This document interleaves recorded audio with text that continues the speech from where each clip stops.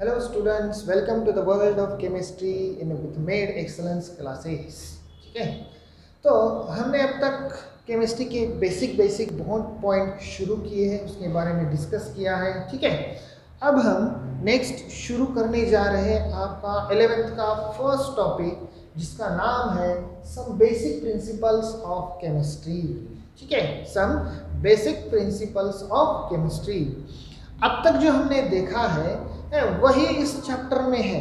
ठीक है, पूरा का पूरा, जैसे कि केमिस्ट्री की डेफिनेशन, केमिस्ट्री की कौन कौन सी ब्रांचेस है, ये भी इसी टॉपिक में आता है. ठीक है, उसके बाद मैटर क्या है, उसके बाद मिक्सचर क्या है, कंपाउंड्स क्या किसे कहते हैं, एलिमेंट्स किसे कहते हैं, ठीक है ना, एटम किसे कहते हैं, ये सब कुछ हम इसी टॉपिक में देखने वाले हैं, या फिर हमने अभी देखा भी है, इसलिए मैं अब आपको वो पार्ट जो है वो रिवाइज नहीं करने वाला हूँ, रिपीट नहीं लेने वाला हूँ. ठीक है, अब इस चैप्टर का और एक मेन पार्ट जो है वो है ये लॉज ऑफ केमिकल कॉम्बिनेशन. ठीक है, केमिकल रिएक्शन जो भी होती है, यानी कि दो केमिकल्स एक दूसरे के साथ जो भी कंबाइन होते हैं, या नहीं, वो कुछ लॉज फॉलो करते हैं. क्या करते हैं? वो कुछ लॉज को फॉलो करते हैं. बस ऐसे ही रैंडमली कोई भी आ जाएगा और कैसे भी कंबाइन हो जाएंगे केमिकल एक दूसरे के साथ, ये पॉसिबल नहीं है. ठीक है ना, कुछ लॉज होते हैं, वो लॉ फॉलो करने पड़ते हैं.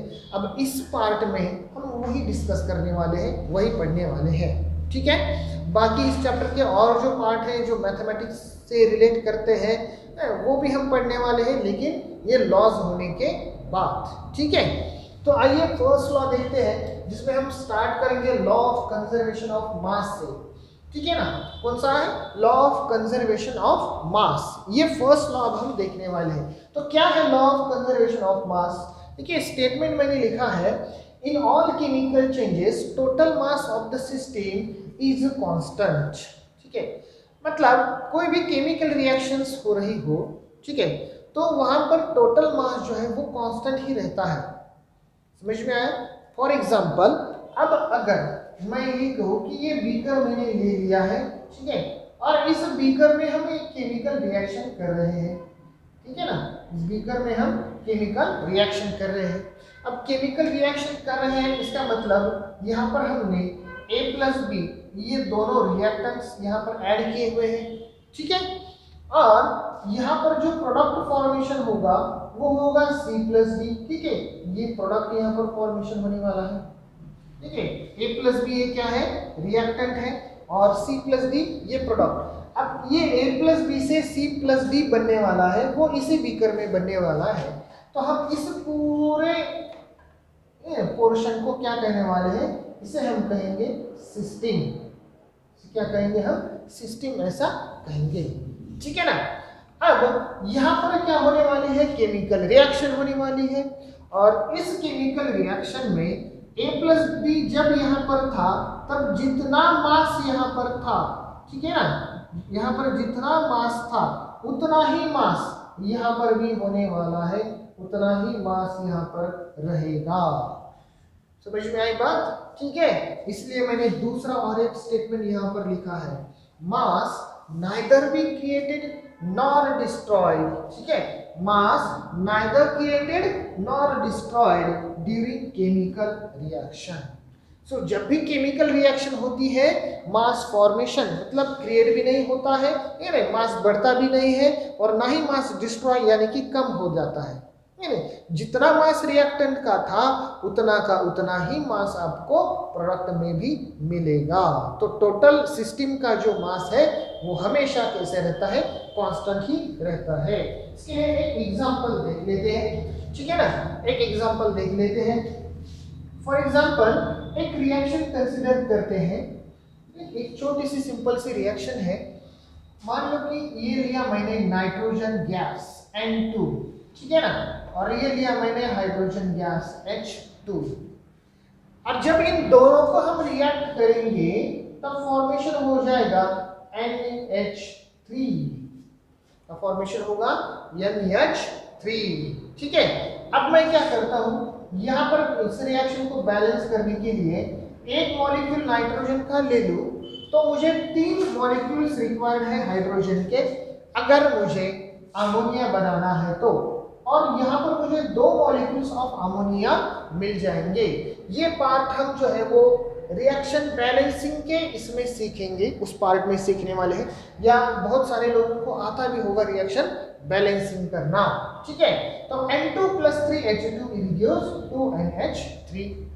अब निकालते हैं मास। ठीक है, आपको पता है ना, ये जो है इस साइड को कहा जाता है रिएक्टेंट, ठीक है, और इस साइड को कहा जाता है प्रोडक्ट, रिएक्टेंट एंड प्रोडक्ट। ठीक है, अब मास चेक करते हैं। नाइट्रोजन के एक एटम का मास होता है 14।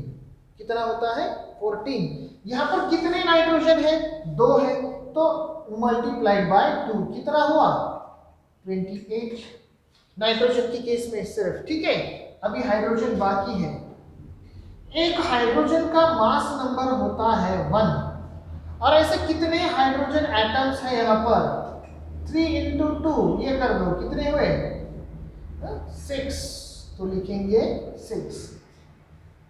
ठीक है, क्या है आंसर हमें यहाँ पर? 6। समझ में आई बात?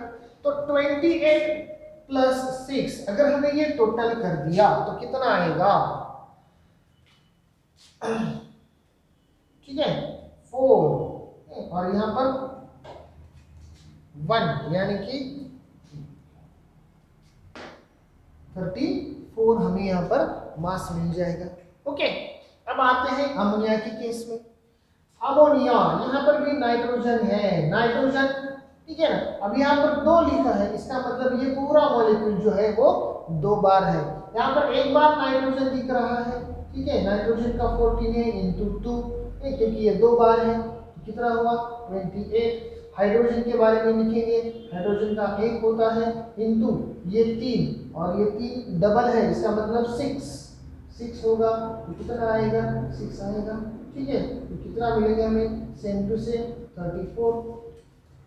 तो mass of ammonia and mass of nitrogen and hydrogen, ठीक है, ये पूरा का पूरा क्या मिला हमें? सेम मिलता है, उतना ही मिलता है। ठीक है, अब यहां से हम क्या बोल सकते हैं?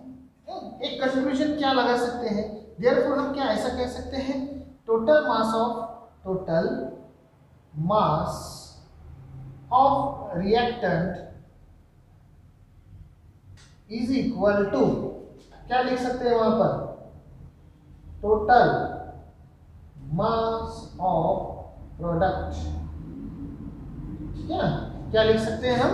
Total mass of reactant is equal to total mass of product, ऐसा हम यहाँ पर लिख सकते हैं। तो समझ में आई बात? यही है law of conservation of mass, जो हमें ये बताता है कि जितना रिएक्टेंट का मास हो, प्रोडक्ट का मास भी उतना ही आता है। समझ में आया? और केमिकल रिएक्शन जब भी होती है, ड्यूरिंग द केमिकल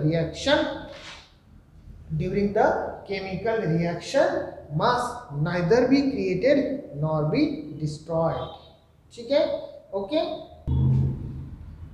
अब इस लॉ का एक एक्सेप्शन भी है, वो भी आपको मालूम होना जरूरी है। ठीक है, एक नोट मैं यहाँ पर लिख देता हूँ।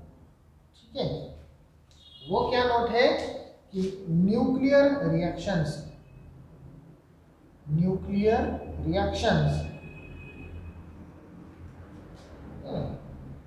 does not obey this law, कि न्यूक्लियर रिएक्शंस जो होती है वो ये लॉ ओबे नहीं करती है, ये लॉज फॉलो नहीं करती है। ठीक है ना, न्यूक्लियर रिएक्शंस एक अलग टाइप है, एक अलग ब्रांच है। ओके, तो समझ में आया? तो ये था हमारा first law of chemical combination. ये ना, देखो बच्चों, ये बहुत ही इंपॉर्टेंट लॉज है, ये ना, ये केमिस्ट्री का हम सबसे बेस देख रहे हैं, यहीं से तो केमिस्ट्री जो है वो डेवलप होती है। ठीक है, तो अच्छे से समझ लीजिए, हर एक चीज़ को बारीकी से देखना, स्टडी करना है। और आपके अगर कुछ क्वेश्चंस होते हैं तो वो भी आप पूछ सकते हो मुझे, ठीक है ना। वो भी आप मैसेज कर सकते हो, आप ग्रुप में बोल सकते हो कि ठीक है नहीं, इसके अगर आपके कुछ क्वेश्चन है तो मैसेज डाल दीजिए ग्रुप पर। ओके, तो इसी तरह से हम ये फर्स्ट ब्लॉक हो गया हमारा।